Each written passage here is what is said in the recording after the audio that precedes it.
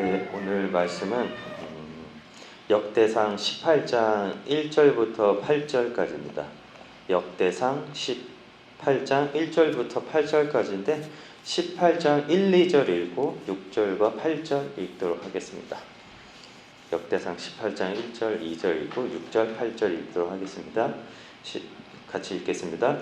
그 후에 다윗이 블레셋 사람들을 쳐서 항복을 받고 블레셋 사람들의 손에서 가드와 그 동네를 빼앗고 또 모압을 침해 모압 사람이 다윗의 종이 되어 조공을 바치니라. 다윗이 다메섹 아람에 수비대를 두매 아람 사람이 다윗의 종이 되어 조공을 바치니라. 다윗이 어디로 가든지 여호와께서 이기게 하시니라. 다윗이 하다데셀의 신하들이 가진 금방패를 빼앗아 예루살렘으로 가져오고 또 하다데셀의 성읍 디브아과 군에서 심히 많은 놋을 빼앗았더니 솔로몬이 그것으로 놋대화와 기둥과 놋그릇들을 만들었더라. 네.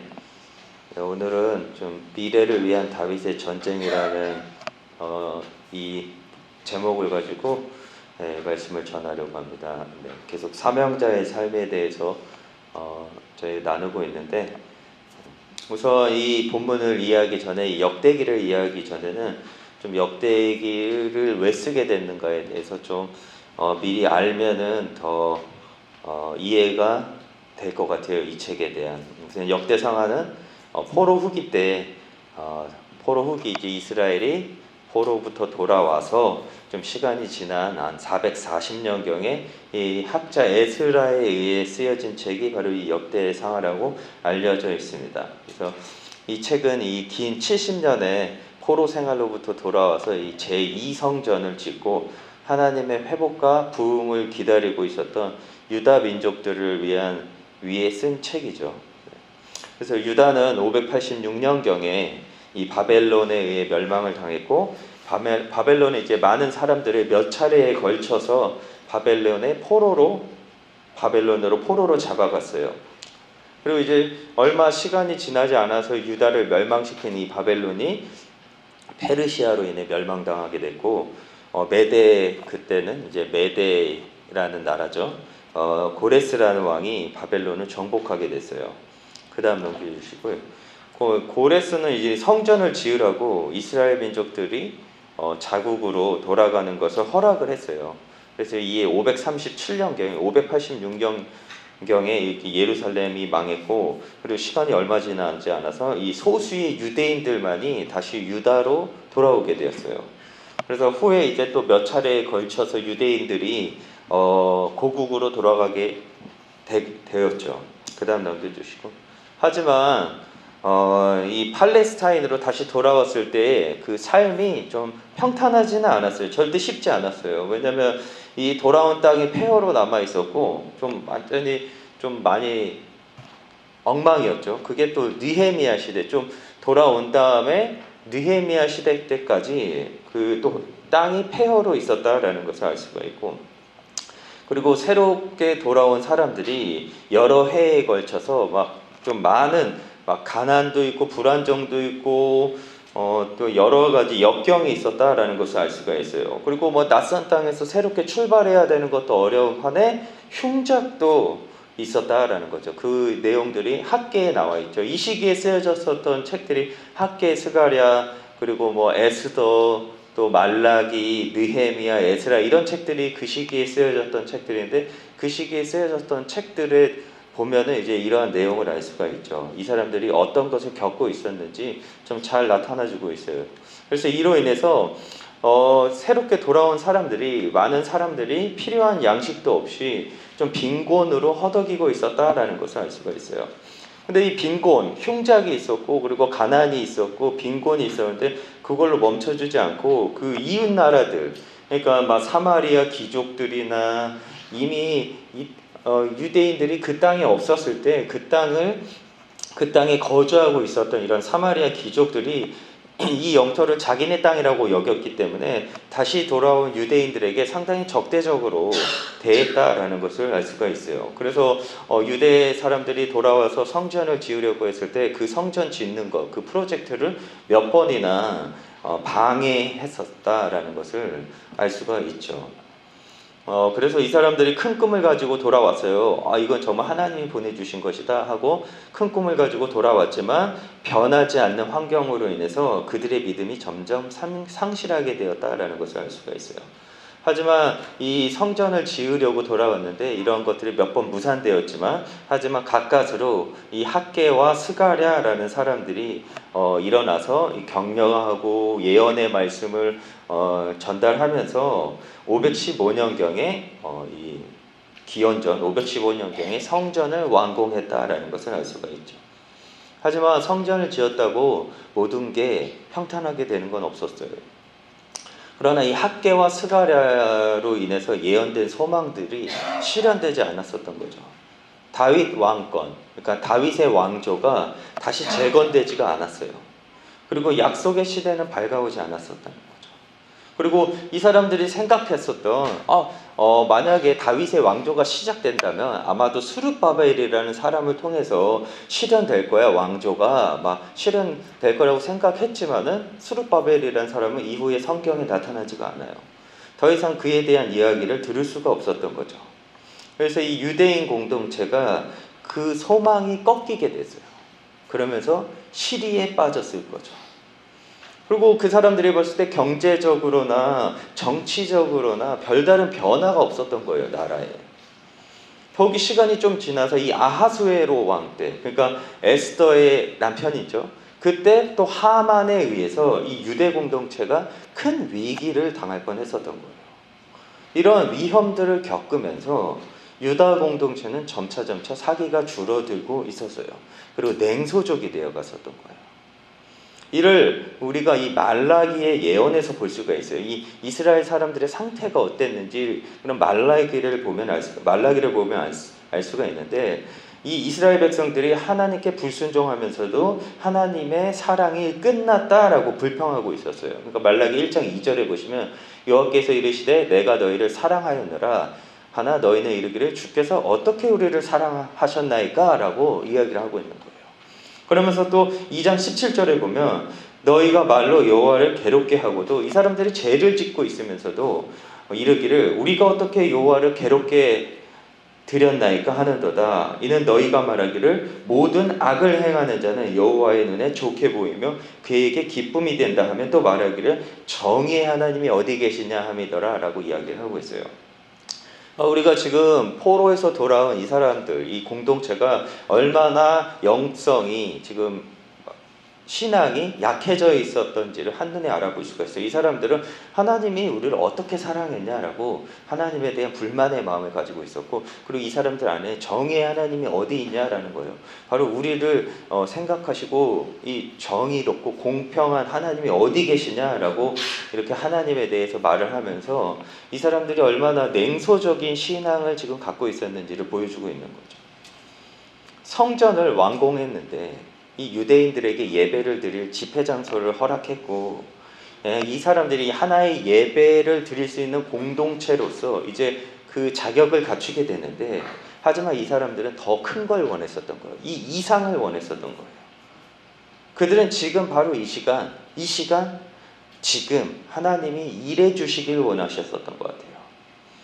하나님을 섬기려고 이 페르시아에 그 나쁘지 않은 환경 가운데 모든 것을 버리고 이렇게 예배를 드리려고 성전을 지었지만, 대체 하나님은 뭘 하고 계시냐라고 지금 이야기를 하고 있는 거예요. 그래서 실망은 환멸을 낳고, 환멸은 종교적 그리고 도덕적 해이를 낳았었던 거예요. 그래서 이 말라기야 느헤미야에서 이러한 모습을 보여주고 있어요. 바로 이 제사장들이 이제 자기 일에 실증이 난 거예요. 그래서 병들고 흠 있는 짐승들을 바치는 것이, 예배 시간에 그 제사를 바치는 것이 그게 잘못된 것이라고 생각하지 않았었던 거예요. 그리고 안식일은 무시되었었고, 그리고 사람들은 그 시간에 버젓이 장사를 하고 있었어요. 그래서 이 사람들 안에 신앙에 충실해봤자 아무런 유익도 없다라는 풍조가 뿌리를 내린 상태였다라는 거죠. 이로 인해서 어떻게 되죠? 신앙이 무너졌고, 바로 예배가 무너졌고, 그리고 그런 것을 통해서 도덕이 문란해졌고, 그리고 이방인 여인과 이제 결혼하기 시작하면서 공동체 내부가 붕괴되는 위험이 이제 점차 왔었던 거죠. 이들은 하나님이 지금 당장 일하시지 않는 것에 대해 실망했고 이에 주위 나라들과 타협하고 그리고 타락하기 시작했어요. 이러한 시기에 에스라가 이제 다시 고국으로 돌아왔어요. 그래서 에스라에게는 사명이 있었는데 바로 예루살렘으로 돌아온 사람들의 영적인 삶을 다시 세우는 것이 바로 이 에스라의 사명이었어요. 지금 그 다음 넘겨주시고 독자는요 무관심과 무감동의 사람들이었기 때문에 이 에스라는 이 역대기를 통해서 어떻게 하나님 앞에서 복을 받을 수 있는지, 즉 부흥을 맛볼 수 있는지를 알려주는데 바로 하나님께 순종하면 복을 받을 수 있다라는 거죠. 이에 남유다의 왕들에 대한 이야기들을 나열을 하면서 바로 하나님께 순종한 모델들, 어떻게 이 사람들이 순종을 하고 복을 받았는지에 대한 이야기들을 이 역대기를 통해서 이야기를 해주고 있어요. 그래서 역대기를 읽다 보면요, 다윗에 대한 잘못한 것들을 그렇게 많이 적어놓지 않았어요. 거의 없어요. 그리고 솔로몬도 열왕기에서는 세상 이런 망나니 왕이 없었는데 이 역대기에서는 좋은 것들만 적어놔요. 그러니까 이 사람들이 어떻게 하나님의 축복을 맛봤는지에 대한 이야기들을 주로 이야기하는 거죠. 즉 이 사람들이 어떤 행위를 취함으로 구원을 얻었나, 부흥을 맛볼 수 있었나를 이야기하고 있는 거죠. 그래서 이 성경의 그 어떠한 책들보다 이 부흥의 관점에 대한 것들을 많이 가지고 있는 요소들을 가지고 있는 책이 바로 역대기이다라고 볼 수가 있죠. 유사한 이 내용, 왕의 이야기를 담고 있는 열왕기는 왜 유대가 망했는지에 대해 알려주고 있다면 이 역대기는 같은 내용이지만 어떻게 하면 망하지 않고 복을 받을지를 알려주는 책이 바로 이 주제를 가지고 담고 있는 책이 바로 이 역대기예요.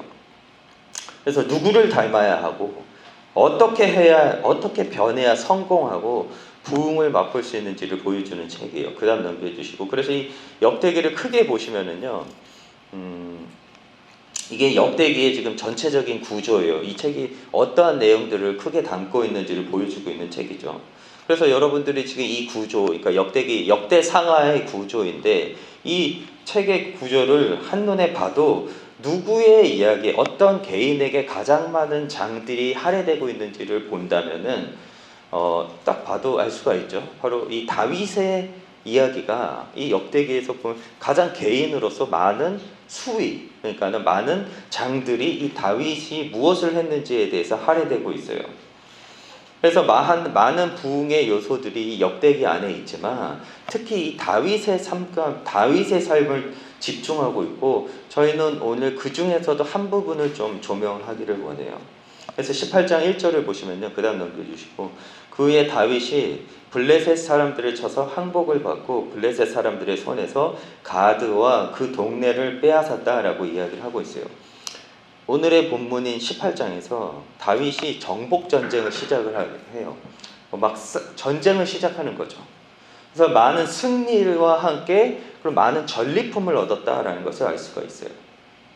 하지만 이 1절에서 그 후에로 시작하는 걸 봤을 때 우리가 이 18장을 잘 이해하기 위해서는 이전에 무슨 사건이 있었는지 좀 알아가면 더 도움이 될 것 같아요. 이 역대상 17장은 아주 유명한데 이는 다윗과 하나님이 다윗에게 약속하신 다윗 언약을 담고 있기 때문에 이 역대상 17장에서 다윗 언약이 있어요. 다윗 언약이 무슨 내용이죠? 다윗이 하나님의 집을 지으려고 했지만 어떻게 되죠? 이에 대해 거절당해요. 하나님이 너는 내 성전을 지을 수 없어 라고 거절당하고 하나님이 후에 그의 후손들을 통해서 성전을 짓게 될 것이고 봉헌하게 될 것이다 라는 이야기를 담고 있는 것이 다윗 언약에 대한 내용이에요.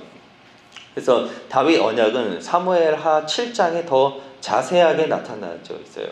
근데 여기서 눈여겨봐야 할 점은요, 그 다음 넘겨주시고요, 여기서 하나님이 이 다윗에게 약속을 하시는 이야기가 있는데 역대상도 그 이야기를 담고 있어요. 그래서 사무엘하에서 보시면 내 집과 내 나라가 내 앞에서 영원히 보존되고 내 왕위가 영원히 경고하리라 하셨다 하라 라고 이렇게 약속해 주고 있어요.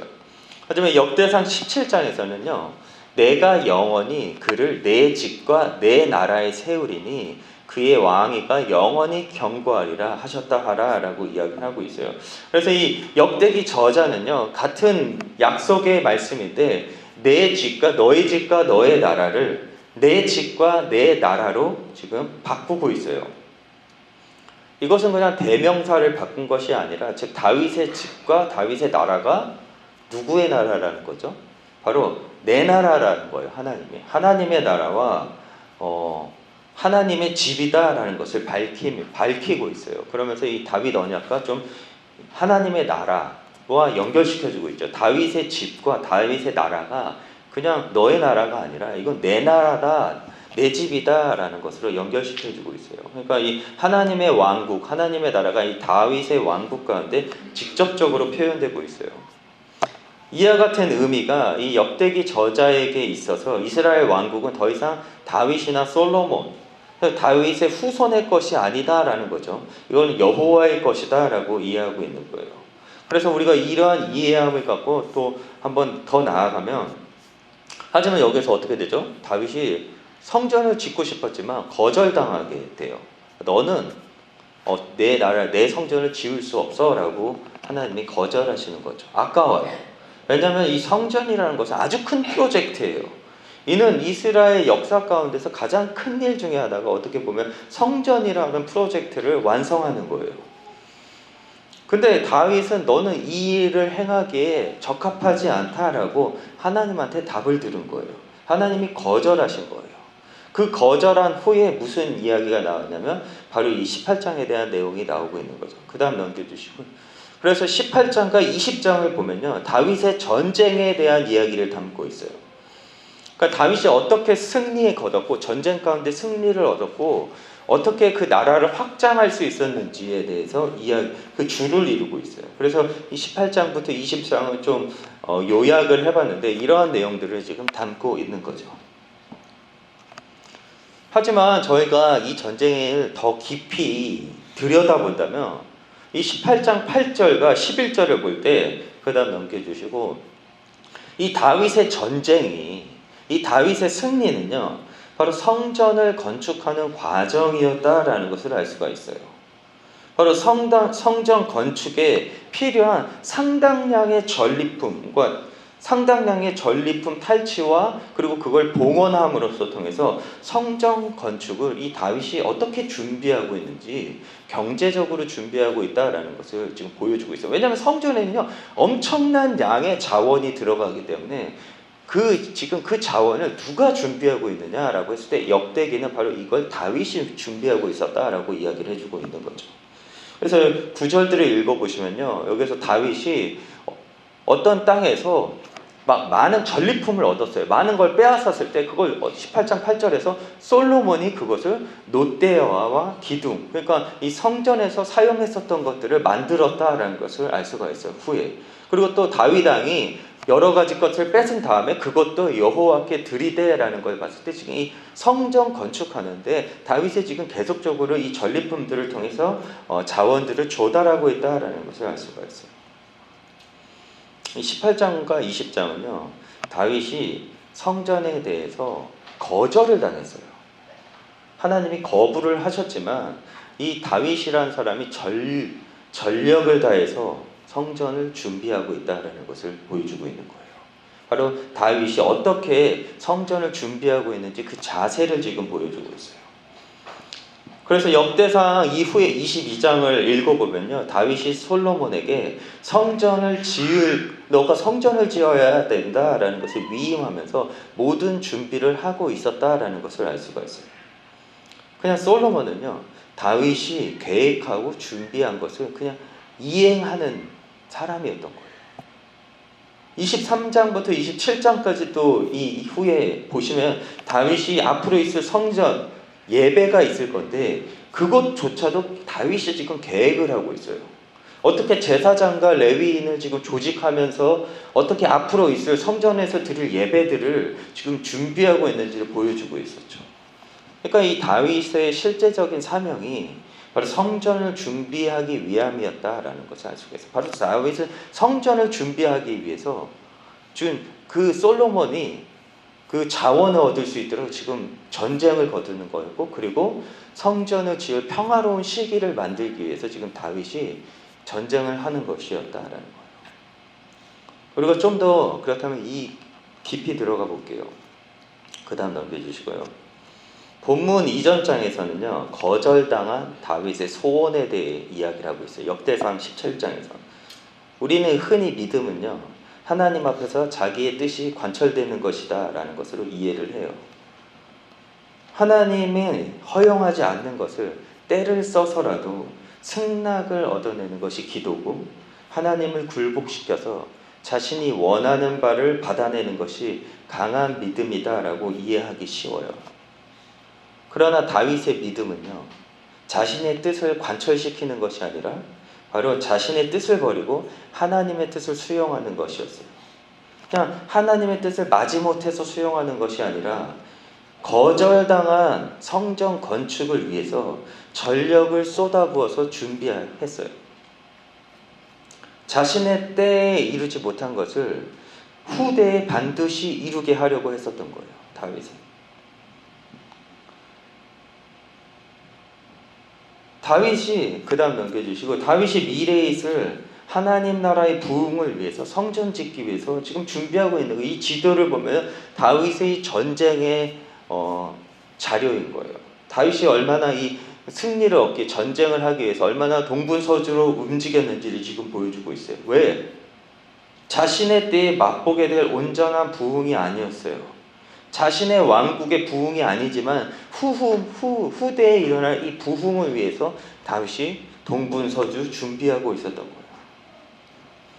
누가 다윗처럼 이렇게 미래에 있을 부흥을 위해서 섬기는 것이 좋나요?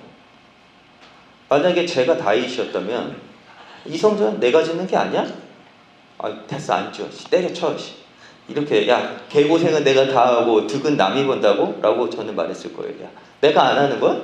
내가 스포트라이트 못 받아? 때려쳐. 내가 고생의 대가를 맛봐야지 라고 저는 했을 것 같아요.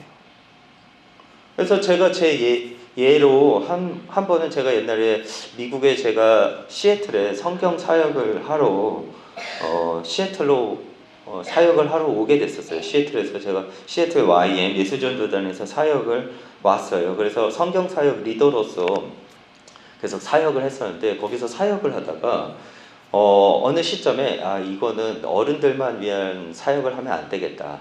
더 좀 사역이 더 좀 효과적이려면은 아이들을 위한 사역도 만들어야겠다라고 하면서 그 VBS를 준비를 하게 됐어요. 그냥 전체적인 시애틀의 전체 교회를 향한 VBS를 준비하고 이걸 완전 성경적으로 구성해보자라고 해서 출애굽 VBS를 계획을 하게 됐어요. 그래서 우리 리더한테 그걸 이야기하고 그거 승낙을 받아내고 이제 준비를 하고 있었어요. 근데 어느 시점에 어떤 분이, 리더가 와서 어떤 사모님을 모시고 온 거예요. 그래서 사모님을 모시고 와서 그 사모님은 제 앞에 딱 불러놓고, 야, VBS 이 사람이 리더 할 거야. 너는 이제 밑으로 스텝 다운 해가지고 이 사람을 좀 도와줘야 돼 라고 하는 거예요. 근데 그분이랑 이야기를 했는데 전혀 제가 구상한 것과 틀린 거예요. 저는 그 사역을 준비했을 때 한 가지 목적을 가지고 준비를 했었는데, 이분은 약간 미국식 VBS처럼 놀자, 먹이자 이렇게 준비를 하셨던 거예요. 그래서 제가 완전히 좀 마음이 많이 상했었어요. 이거 지금 뭐 하자는 거지? 내가 지금 이걸 위해서 사람들을 모으고 준비를 하고 있었는데 갑자기 전혀 우리 예수전도단 사람도 아니고 전혀 외부 사람을 데려와서 리더를 시킨 거예요.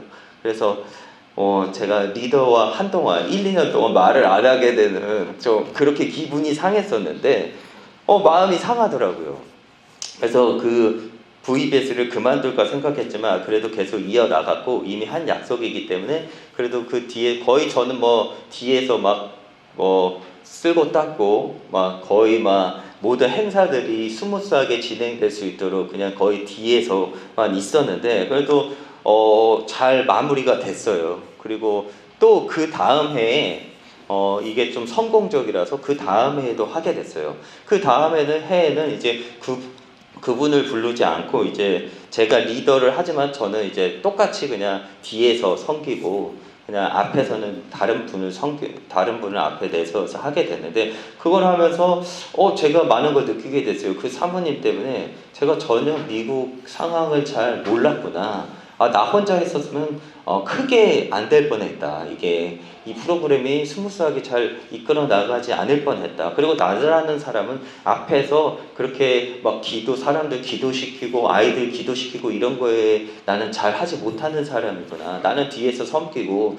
뒤에서 계속적으로 받쳐주는 역할을 해야 되는 사람이구나 라는 것을 그때 좀 깨닫게 되면서 좀 많은 것을 제 자신에 대해서 바라볼 수가 있었던 것 같아요. 그래서 그 다음에도 계속 뭐를 섬길 때 이제는 그냥 앞에 나서는 거를 좀 좋아하기보다는 좀 뒤에서 섬기는 거, 이런 것들을 하는 것들을 좀 이렇게 그 중요성을 깨달았다고 해야 되는 거겠죠. 저는요, 처음 미국에 왔을 때 큰 포부를 가지고 왔었던 거예요. 아마도 저는 제 성전을 짓고 싶었었던 것 같아요. 네, 말씀 사역자로서 큰 센터를 짓고 막 중고등부 사역을 좀 번창하게 하고 제 안에 좀 그런 마음이 있었던 것 같아요. 하나님의 왕국이 아닌 제 왕국을 좀 세워보려고 했었던 마음이 있었던 것 같아요. 하지만 하나님이 그러한 것들을 이루어주시지 않았고, 어떻게 보면 저는 그걸 은혜라고 생각을 해요. 지금 상황에서는. 우리가 지금 당장 열매를 보지 못하더라도, 우리 자신이 그 열매를 따먹지 못할지라도 희생을 할 준비와 마음가짐이 되어 있냐라는 거예요. 이것은요, 이 글을 읽고 있는 독자들, 이 역대기를 읽어야 되는 독자들에게도 분명히 요구되었던 마음이었다라는 거죠. 이 다윗의 인내와 이 기다림의 준비는요, 하나님의 지금 역사를 기다리다가 성전을 짓고 아무 일이 일어나지 않고 지쳐버리고 실망한 독자들에게, 그래서 무관심과 무감동의 신앙에까지 나아가고 있었던 이 독자들에게 어떤 의미를 주었을까라는 거예요. 그들이 좀 더 후대를 준비하는 다윗과 같은 마음을 품었으면 어떻게 됐을까? 그러면 이 사람들이 과연 말라기가 말하고 있는, 그려주고 있는 그러한 삶까지 타락할 수 있었을까? 아니겠죠. 다윗의 마음을 품었다면 그러한 타락의 삶까지 가지 않았었겠죠. 여러분의 삶은 어떠세요? 지금 막 눈앞에 이루어지는 거, 내가 그 열매를 직접 경험하는 것만이 강한 믿음으로 여기고 살고 있지 않았나?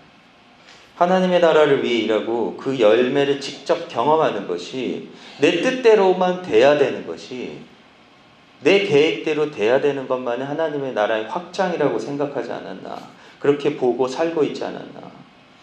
이러한 삶의 자세를 갖고 살아가기 때문에 이기적인 삶의 태도와 이러한 것들을 갖고 자기를 사랑하면서 남을 챙기지 못하는 삶으로 이렇게 인도한다라는 생각은 들지 않나?